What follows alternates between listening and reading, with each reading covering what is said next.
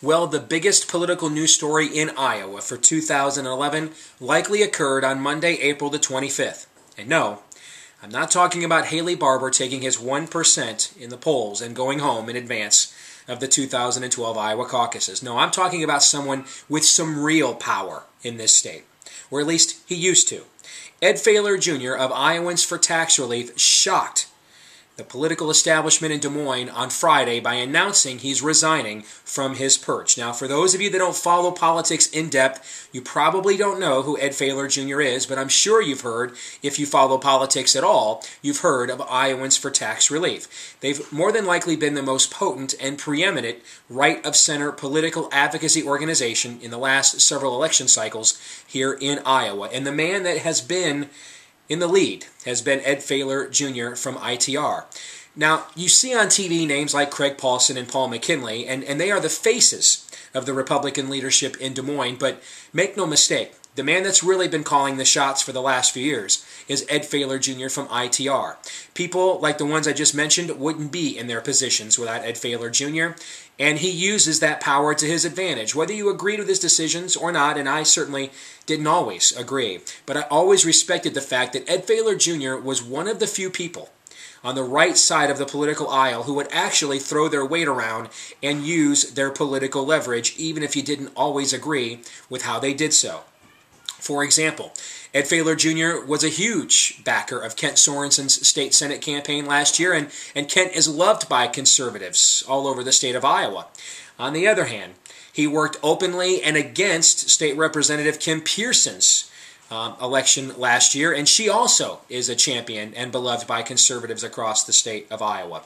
So his legacy has mixed results, no question about it, but he does leave a huge leadership void.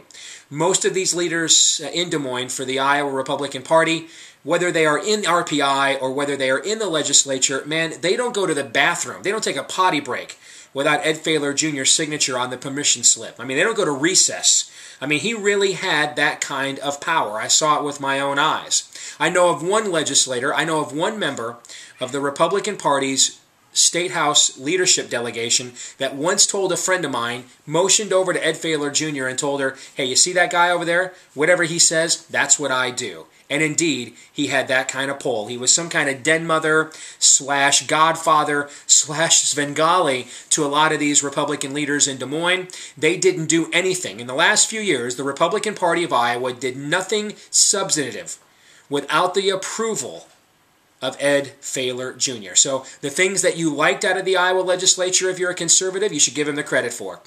And if you're a conservative, the things that you didn't like, you should probably blame him for that as well. He truly threw his weight around. And now that leaves a huge void. It'll be very interesting to see who steps forward to fill it. It'll be very interesting to see what group steps forward to fill it as well, because it's likely whoever ITR hires will take at least a couple of election cycles to build the kind of clout that Ed Failor Jr. has. Now, the speculation already is underway. What caused or what was the impetus for Failor's resignation?